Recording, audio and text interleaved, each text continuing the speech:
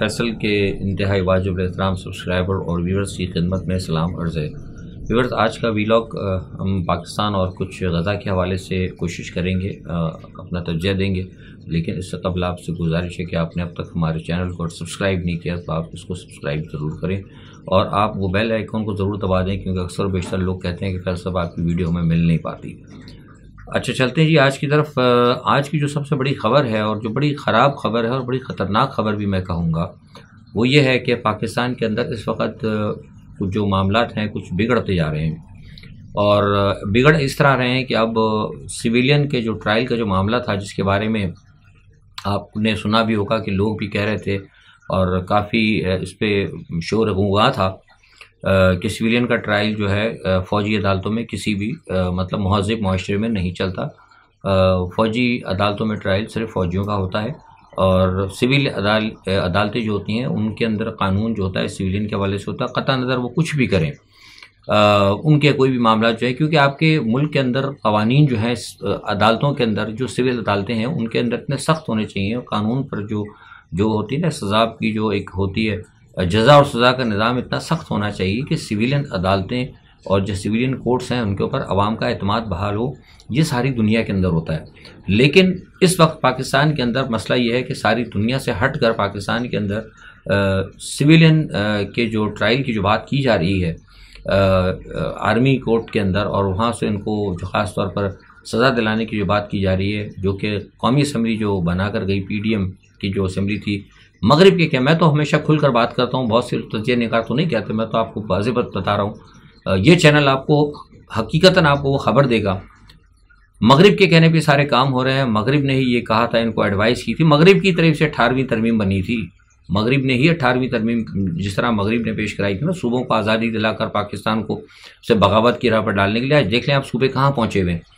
तो वो सारे मगरिब जो है ये उन्हीं का था कि इमरान खान को चूँकि निशान इबरत बनाना है, तो उस पर पूरा जोर था कि आपने फ़ौजी जो है ट्रायल के ज़रिए जो है आपने इमरान खान को फांसी पर लटकाना है। असल सारा मसला है था और ये बात हम शुरू से कहते आ रहे हैं। लेकिन फिर उसके बाद सुप्रीम कोर्ट के अंदर सुप्रीम कोर्ट ने जब ये फैसला दे दिया और उन्होंने कहा कि नहीं, इस तरह नहीं हो सकता, तो फिर वो दोबारा जो है हुकूमत फिर खुलकर सामने आ गई। हुकूमत खुलकर सामने आ गई। मौजूदा हुकूमत जो है, जो उनको करता धरता है, जो उनको चलाने वाले हैं, वो सामने आ गया।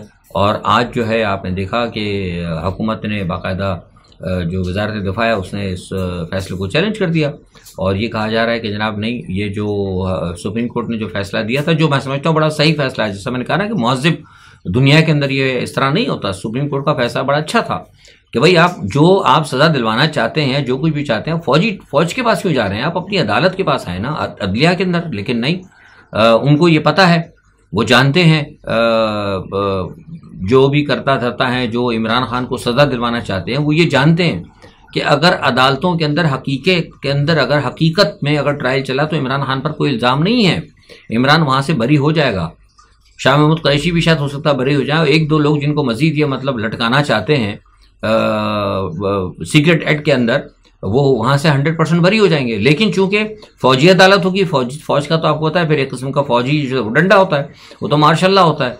फौज ने एक दफ़ा अगर दे दी सज़ा तो फिर उसको तो कोई चैलेंज भी नहीं करेगा, ना कोई पूछने वाला है। तो नतीजा क्या होगा कि हमें उसको लटकाने में आसानी होगी। मैं आपसे खुलकर बात कर रहा हूँ, कोई आपको तजिया निकाल नहीं। ये बुनियादी तौर पर सिर्फ और सिर्फ मैं बारहा कह रहा हूँ कि इमरान खान को जो है ना रास्ते से हटाने के लिए मगरिब की माँ के ऊपर सारी की सारी जिद्दोजहद की जा रही है। ये जितनी उठा पटकें हो रही हैं, अब बलूचिस्तान हुकूमत भी जाके खड़ी हो गई, सिंध हुकूमत भी आप देख लें। सिंध हुकूमत का आज मैं देख रहा था, उनका बयान आया कि जनाब वो होना चाहिए, बहुत ज़रूरी है, मुल्क की दिफा का मामला है, मुल्क की सलामती। भाई इससे पहले वो मुल्क की सलामती कहाँ चली गई थी? इससे पहले जो मुल्क के अंदर जो हालात ख़राब हुए थे, जो नवाज शरीफ साहब, जिन्हें मैं हमेशा बार बार कहता हूँ, जो उन्होंने बेड़ा गर्क कर दिया था, जो पाकिस्तान की फ़ौज के ख़िलाफ़ जो आपने पीपल्स पार्टी ने क्या कहते हैं जो वहाँ पे शिकायतें की थी, जो जुल्फ़िकार वालों ने और जो भुट्टो साहब ने इधर उधर के नारे, जो मुल्क और कौम जो कुछ बड़ी तारीख भरी पड़ी है पाकिस्तान के अंदर सियासतदानों की, तो क्या वो सब मुल्क की सलामती के हवाले से फैसले थे? क्या वो फ़ौज के मोराल को बुलंद करने के लिए फैसले थे? क्या वो उससे पाकिस्तान की कोई तरक्की हुई है? ये सारी की सारी ढकोसलेबाजी सब हमारा मीडिया कंट्रोल है, जो इस वक्त पाकिस्तान को अरबाब इख्तियार चला रहे हैं अमेरिका की गुलामी के अंदर या अमेरिका के कहने पर। ये सारे का सारा ये वही टोला है जो कि मैंने आपसे कहा ना कि जो पाकिस्तान को कंट्रोल करना चाहता है। मेरी बात को गौर करें, ये पाकिस्तान को कंट्रोल करना चाहते हैं और ये मैं दोबारा कह रहा हूँ, बहुत खतरनाक लफ्ज़ है, ये पाकिस्तान की डाउन साइजिंग कराएंगे। किसी भी मसले पर हो, वो होगी कहीं ना कहीं से, चाहे वो गिलगित बल्तिस्तान से हो, चाहे वो खैबर पख्तूनख्वा की तरफ से हो, कहीं ना कहीं ये कराएंगे, इनका प्लान है। तो अब सवाल ये पैदा होता है कि इसके बाद क्या होगा। इसके बाद ये होगा कि पाकिस्तान की तबाही होगी, इसमें कोई दो राय नहीं, मैं बिल्कुल साफ कह रहा हूँ। पीपल्स पार्टी वालों का जो बयान आया है कि जनाब होना चाहिए, ये क्यों कर रहे हैं? पीपल्स पार्टी भी इस वक्त जो है घुटनों पे गिर गई है, आला जो मुख्तदिर हल्के हैं उनके गिर गई है, और मुस्लिम लीग नवाज भी गिर गई है। मुख्तदिर हल्के जो भी हैं, जो इस वक्त अमेरिका के, बस सारे मुख्तदिर हल्कों को नहीं कह रहा, यहाँ पे जो चंद एक लोग हैं, जो भी कोई भी हैं, चाहे वो अबूरी हुकूमत हो, चाहे वो कोई जर्नैल हो, चाहे वो जज हो, जो कोई भी हो, एटसेट्रा एटसेट्रा, मैं किसी को खास फिंगर आउट नहीं कर रहा। ये सोचना आवाम का काम है, मेरा काम नहीं। मैं तज्ज़िया निगार हूं, मैं तो देखता हूं कि जो कुछ नजर आ रहा है वो बताऊं। कौन कर रहा है, क्यों कर रहा है, कैसे कर रहा है, इसके फैसले करना है आवाम का काम है, आपका काम है, मेरा काम नहीं है। मैं किसी पे उंगली नहीं उठाता, लेकिन मैं बता ही रहा हूं आपको कि ये जो सारा सब कुछ हो रहा है, ये हो इसीलिए रहा है। अब पीपल्स पार्टी हो गई या मुस्लिम लीग नवाज जो गिरे जा रहे हैं ना, मुख्तलिफ हल्कों के कदमों में जो गिर रहे हैं, या जो अमेरिका के कहने के ऊपर जो काम कर रहे हैं, वो सिर्फ इसलिए कर रहे हैं कि हम ज्यादा से ज्यादा जो है इनकी वफादारी करें, और ज्यादा से ज्यादा हमें चांस मिले कि हमें इख्तियार मिल जाए। बिलावल भुट्टो साहब भी पहले थोड़ा सा उन्होंने झुकाव किया था पीटीआई की तरफ, आपको याद होगा पीटीआई में उन्होंने कहा था कि पीटीआई आए हमारे कैंप में आ जाए, फलाना हो जाए, लेकिन जब उन्होंने देखा कि इस किस्म के बयान देने से वो तो सारे का सारा जो है हुकूमत का जो प्लेट है बिरयानी की, वो तो जा रही है मुस्लिम लीग नवाज की तरफ। उन्होंने भी जनाब गुज़िश्ता 2 दिन से टोन चेंज कर दी, और आज आप पीपल्स पार्टी वालों के बयान सुन लें, वो कह रहे हैं कि वो तबका, वो फलाना, जिसने ये किया था उनको ये किया था, फौजी अदालतों में आना चाहिए, मुल्क की सलामती खतरे में पड़ जाएगी। मुस्लिम लीग नवाज वाले तो कह ही रहे थे, अब इन्होंने भी कहना शुरू कर दिया। तो इन सब चीज़ों से आपको क्या लगता है? लगता आपको ये नहीं है कि ये सिर्फ और सिर्फ जो भी इमरान खान को कोई भी हुकूमत, कोई हल्का, कोई जज, कोई जर्नैल, कोई वज़ीर आज़म, कोई सदर, कोई अमेरिकी सफीर, कोई अमेरिकन प्रेसिडेंट, जो भी कोई हो, एक्सेट्रा एक्सेट्रा, जो इमरान खान को फांसी पे लटकाना चाहते हैं, ये उनके ज्यादा से ज्यादा करीब होकर ये काम करने के लिए तैयार है कि जनाब हम करने के लिए तैयार है, हम करेंगे, हम लटका देंगे इमरान को, हम खत्म कर देंगे पीटीआई को, आप हमें जो है इस पर कबूल करें। तो उनको ऐसा ही को बंदे चाहिए, और इसी शराइत के ऊपर जो है, यानी हम पीटीआई को भी एलिमिनेट कर देंगे, इमरान खान को भी एलिमिनेट कर देंगे, और जो कुछ पाकिस्तान के अंदर आगे आपने करना है, तो वो न्यूक्लियर के हवाले से हो, या पाकिस्तान की कोई डाउन साइजिंग का मसला हो, को कश्मीर का मसला हो, कि गिलगित बल्तिस्तान को छोड़ने का मसला हो, को सी पैक को बाई बाई करने का, हम हैं ना, हम तैयार है ना, मैं हूं ना।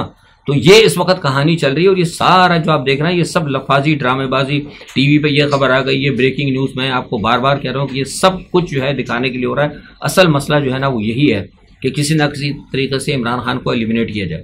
ऑफिशियल सीक्रेट एक्ट के तहत ये इमरान खान को हर सूरत में मौत की सजा देना चाहते हैं, ये मैं बारहा कह रहा हूँ, ये बारहा मैं कहता रहा हूँ। और अब क्या होगा, कैसे होगा, ये हर चीज़ अब देखना ये कौम का काम है। आज दूसरी जो सबसे बड़ी खबर ये है कि आज वो हमारे आर्मी चीफ साहब ने उलमा और मशाइख से मुलाकातें की हैं। मैं सुन रहा था, जनाब मुझे बताया किसी ने कि वो बड़ी मुलाकातें हुई, बड़ी वहाँ तकरीरें वकरीरें हुई, और पाकिस्तान की सलामती और दीन की बात, मेरी एक बात समझ से बाहर है। मैं फ़ौज को क्रिटिसाइज़ नहीं कर रहा, मैं कभी नहीं करता अपनी फ़ौज को, लेकिन मैं पॉलिसीज़ की बात करता हूँ कि मेरी एक बात समझ से कोई मुझे समझा दे। आप लोग जो मेरे वीलॉग देखते हैं, हो सकता है भाई मैं भी इंसान हूँ, गलती हो सकती है ना मुझसे भी, हो सकता है मैं नहीं समझ पा रहा हूँ, मुझे आप ये समझा दें कि पाकिस्तान को जो बहरान है इस वक्त, वो पाकिस्तान को बहरान है सबसे बड़ा सियासी बहरान, इसलिए कि आपने पाकिस्तान की सबसे बड़ी सियासी जमात को, और जो पाकिस्तान का सबसे मकबूल तरीन लीडर है, उसको मगरिब के कहने के ऊपर आपने पाबंद सलासल किया हुआ है। मगरिब के कहने पर आप उस जमात को ख़त्म करना चाहते हैं। और पाकिस्तान का दूसरा बड़ा जो प्रॉब्लम है वो मुआशी प्रॉब्लम है कि लोगों को खाने को नहीं मिल रहा, हालांकि वो डॉलर वॉलर आगे पीछे सब कुछ हो रहे हैं। तो क्या उलमा और मशाइख ये जो सियासी हल भी कुछ कर सकते हैं, हल के लिए कुछ कर सकते हैं? कोई आलिम, कोई वो अहले तशी हो या अहले सुन्नत हो, देवबंदी हो, बरेलवी हो, कोई भी हो, क्या उनके पास पाकिस्तान की जो मौजूदा सियासी हल है, जिसके के तहत एक सियासी जमात को आउट कर रहे हैं, उसका उनके पास उनका कोई हल है?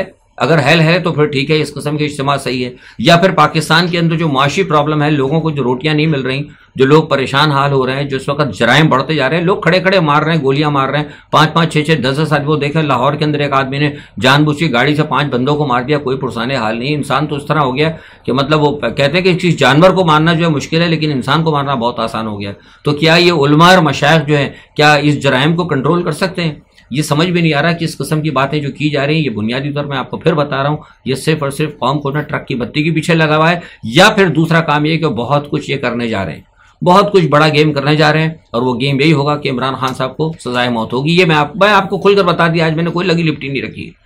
तो इसलिए कि हालात खराब हो, उठा पटक हो, तो पहले से उलमा वगैरह को ये कंट्रोल कर रहे हैं। ये क्यों कर रहे हैं? मतलब एक मेरी समझ से बाहर है कि इनको इतने लोगों को मारने के बाद या इतने लोगों को परेशान करने के बाद क्या आप यकीन करते हैं इमरान खान को अगर एलिमिनेट कर दिया जाएगा या पीटीआई अगर खत्म हो जाएगी तो आप क्या समझते हैं कि यहाँ पे दूध की नहरें बह जाएंगी?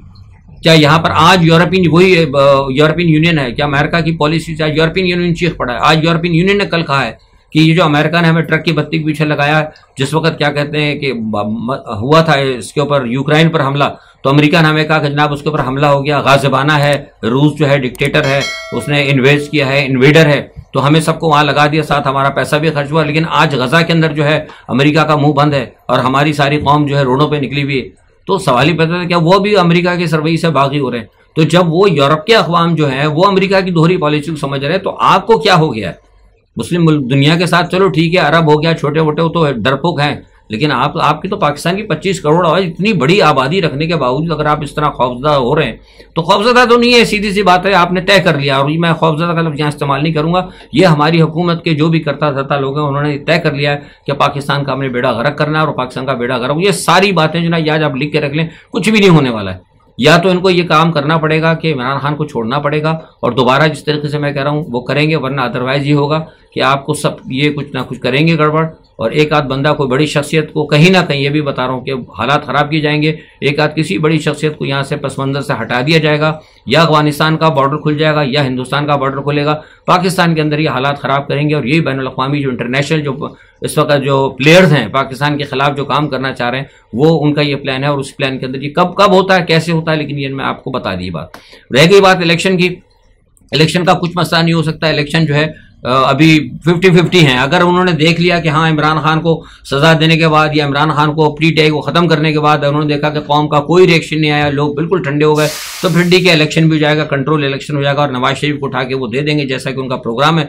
वरना अदरवाइज जो है फिर वो मामला जो है आपको जो मैंने बताया कि हालात खराब होंगे। इस तमाम सूरत हाल के अंदर मैंने आपसे कहा कि इस वक्त हमारी एजेंसियों में भी सारे लोग तो ऐसे नहीं है ना, एजेंसी मैं अगर समझ रहा हूँ और मुझे अगर सारी इंटरनेशनल का सूरत हाल बाहर की समझ में आ रही है, तो क्या पाकिस्तान की एजेंसीज को नहीं पता? उनकी एजेंसीज के अंदर भी बहुत सारे लोग हैं जिनको इस बातों का इल्म है, तो वहां भी इख्तलाफात शदीद हैं। तो इसीलिए मैं कह रहा हूँ कि ये कहीं ना कहीं या तो मामला अचानक फट पड़ेगा, कोई बहुत ही बड़ा कोई हैपन होगा, या कोई ब्लैक स्वान अचानक ऐसा होगा कि आप, मतलब ये है कि कहने का मकसद ये है कि मुल्क जो है ना, आप पाकिस्तान मुसलसल जो है वो नीचाई की तरफ जा रहा है। इसके अंदर कहीं भी आप इसको कोई इस पर वो ना रखें उम्मीद के पाकिस्तान के लिए कोई बेहतरी की सूरत आ रही है। अच्छा, दूसरा गजा की मैं बात करता हूँ। गजा की सूरत हाल जो बदस्तूर ऐसे ही है, आपको बताया था, इसी चैनल ने पहले कह दिया था कि शुमाली गजा से निकालेंगे, तो लोग कह रहे थे कि शायद होता है जुनूब के अंदर। मैंने कहा था कि मुझे यहूदियों के ना, मुझे और यहूदियों और नसरानियों की ना ज़बान पे भरोसा नहीं है, क्योंकि तकरीबन 2 दहाइयों से मैं अक्सर और बेशतर इनको अच्छी तरह समझता रहा हूँ। और आज देख लें, आज वही बात होगी कि आज जिस वक्त मैं आपसे बात कर रहा हूँ, मेरे इस व्लॉग करने से 1 घंटे पहले जो है इसराइल ने पर्चे वहाँ तकसीम करने शुरू कर दिए। उन्होंने कहा कि आप जुनूब से भी निकल जाएँ यहाँ से। तो एग्जैक्टली वही हुआ जो कि इस चैनल ने बताया था। तो ये जो है इस वक्त हालात जो है इसराइल के वहाँ दोगली पॉलिसी जो है चल रही है, जुल्म और सितम चल रहा है, लेकिन उसके साथ साथ हमास भी अभी तक डटा हुआ है। गुज़िश्ता रात इसराइल के तैयारों ने नसीरान की जो कैंप है उसके ऊपर बमबारी की है, और मुझे बताया गया है कि वहाँ पे मीडिया तो कह रहा है तकरीबन को 12-14, लेकिन ऐसा नहीं, वहाँ पे तकरीबन को 3 दर्जन के करीब जो है लोग उस बमबारी के अंदर शहीद हुए हैं। और सबसे बड़ी बात यह कि इन्होंने जो जुनूब के करीब वो अपना जो एक और है कैंप, उस कैंप के ऊपर जहाँ से कि पनाहगुज़ीन थे नसीरान कैंप के, उस तमाम कैंपों के अंदर 2 कैंप थे। एक मतलब कोई शुमाल से थोड़ा सा नीचे का रास्ता था, और एक रस्ते की तरफ जो जब आप शुमाल से जब नीचे जाते हैं जुनूब की तरफ, तो रस्ते के ऊपर जो है उन्होंने कैंप लगाया था, आरजी कैंप, ताकि जो लोग वहाँ से जा रहे थे वहाँ पर ठहर सकें। वहाँ पर भी उन्होंने बमबारी की। उसके नतीजे के अंदर वहाँ पर भी तकरीबन को 27 या 28 लोग वहाँ शहीद हुए, और मलबा जो है बिल्कुल रिजा, कई लोग इस वक्त मलबे के अंदर दबे हुए हैं। अच्छा, इस तमाम सूरत हाल के अंदर जो है हमास, जैसे मैंने कहा कि मुकाबला कर रहा है जनीन के अंदर और वेस्ट बैंक के अंदर इस वक्त लड़ाई जारी है। जब मैं आपसे बात कर रहा हूँ तो इस वक्त जो है अल खलील के अंदर भी इस वक्त दो बदू लड़ाई जारी है, और साथ ही साथ जो है अल कसाम ब्रिगेड जो है उन्होंने जो है अब अपनी टेक्निक भी थोड़ी सी चेंज की है। मुख्तलिफ जगह, मतलब अब तो कई जगह लड़ाइयाँ हो रही ना, मतलब इधर भी हो रही है, जनीन कैंप की तरफ हो रही है, वेस्ट बैंक की तरफ से हो रही है, और गजा के अंदर जो है इस वक्त इन्होंने क्या बॉबी ट्रैप किस्म का एक इन्होंने किया है हमास वालों ने। वो ऐसा करते हैं कि सुरंगें वो खुद ही इस तरह कर देते हैं कि कुछ निशानदेही कर देते हैं या कुछ इस किस्म का कोई एक ऐसा वो लगा देते हैं मैं बूबी ट्रैप जो है कि वो लोग भागते हैं, इसराइली फौजी भागते हैं कि जनाब ये सुरंग है, वो फ़ौरन जाते हैं वो लेके वो जो एक उन्होंने बनाया है केमिकल, मैं उस नाम उसका भूल गया हूँ, मैंने पहले बताया था, कुछ अजीब सा डिफिकल्ट सा नाम है बहरहाल।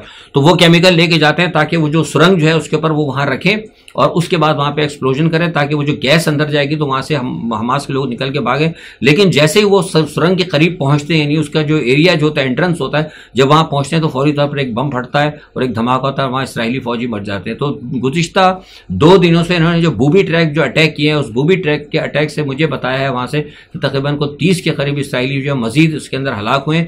इसराइली मीडिया और वेस्ट का मीडिया इन तमाम बातों को छुपा रहा है। जो गैर जानिबदार ज़राए हैं वो ये कहते हैं कि इस वक्त इसराइल को बहुत ज़बरदस्त मज़ाहमत का सामना है, इतना सब कुछ करने के बावजूद। ठीक है, नुकसान हो रहा है, इसमें कोई शक नहीं, गज़ा का बहुत नुकसान हो रहा है, गज़ा का जानी नुकसान, लोग अपने शहीद हो रहे हैं, लोगों की जान और माल का नुकसान हो रहा है, लेकिन इसराइल को जो शदीद नुकसान हो रहा है इसकी वजह से इसराइल जो है सख्त परेशान है। और अब ये जो आपने मगवियों की बात सुनी थी, मगवियों को रिहा करने के बाद जिस पर बहुत बातचीत की जा रही थी, तो उसके ऊपर मैं आपको खबर देता हूँ। आज मैंने सुबह जब पता किया तो बताया उन्होंने ये कि गज़ा ने कि जो हमास के लोग हैं, हमास के लोगों ने कहा था कि आप 4 दिन के लिए जंग बंद कर दें और 4 दिन की जंग बंदी के अंदर हम आपको 50 मगवी आपको छोड़ देंगे। लेकिन उसके ऊपर बात चलने लगी थी, लेकिन जो इसराइल की जो कैबिनेट है, जो जंगी कैबिनेट है, वो इस मामले पे शिकार हो गई है, उसका तफरीक पैदा हुई है, क्योंकि जो लोग हैं उनके जो इसराइल के वज़ीर दिफा है वो ये कहते हैं कि नहीं, हम ये इस तरह हो सकता है हमास की चाल हो, हम 4 दिन के लिए जंग जो है बिल्कुल बंद नहीं करेंगे। जंग इसी सूरत में बंद होगी कि तमाम मगवी रहा किए जाएं। तो वो जो पहले से बात चल निकली थी वो 80 तक थी। अमेरिका ने भी कहा था कि कुछ छूट जाएंगे उसमें, कुछ अमेरिका ने, तो वो मामला भी फिलहाल बकौल डॉक्टर शाहिद मसूद को मुझे धबड़दूस होता नजर आ रहा है। वो मामला जो है अब नहीं हो रहा और वो मामला और ज़्यादा ख़राब हो गया है।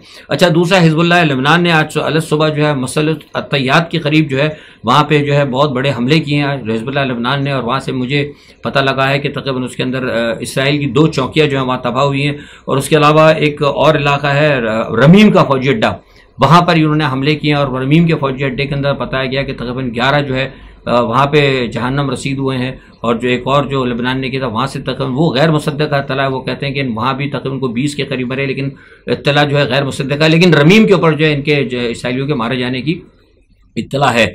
और साथ में ये 2 टैंक जो है जो उनको बड़ा जनाब उनका जो है ना 2 मुकावा टैंक, बड़ा नाम था मुकावा क्या है मुकावा, बड़े ऑर्डर्स आ रहे थे कि ये बड़ा ख़तरनाक टैंक है। वो टैंक जनाब आज भी 2 टैंक जो है हमास ने तबाह बर्बाद कर दिए। तो ये सूरत हाल है। और जहाँ तक एक बात ये भी है बताई जा रही है कि अल-शिफा हॉस्पिटल के साथ साथ मुझे पता लगा है कि जो आपका इंडोनेशियन हॉस्पिटल है उसके अंदर भी हालात बहुत ज़्यादा ख़राब हो गए। अल-शिफा ने तो काम करना बंद कर दिया था, मैंने आपको कल बता दिया था, लेकिन अफसोस की आज खबर ये है कि आज से वो इंडोनेशियन हॉस्पिटल जो है उसने भी काम करना छोड़ दिया, क्योंकि वहाँ पर भी मसला हो गया है, गैस का मसला है, पानी का मसला है, बिजली का मसला है। तो ये सारी सूरत हाल है। बहरहाल देखें क्या होता है। आज के लिए इतना ही। जो भी सूरत हाल बनती है पाकिस्तान की, बैनुल अक़वामी सूरत हाल जो उस पर अपना तजिया लेके कल हाजिर होंगे। अपना बहुत ख्याल रखिएगा। अल्लाह हाफ़िज़।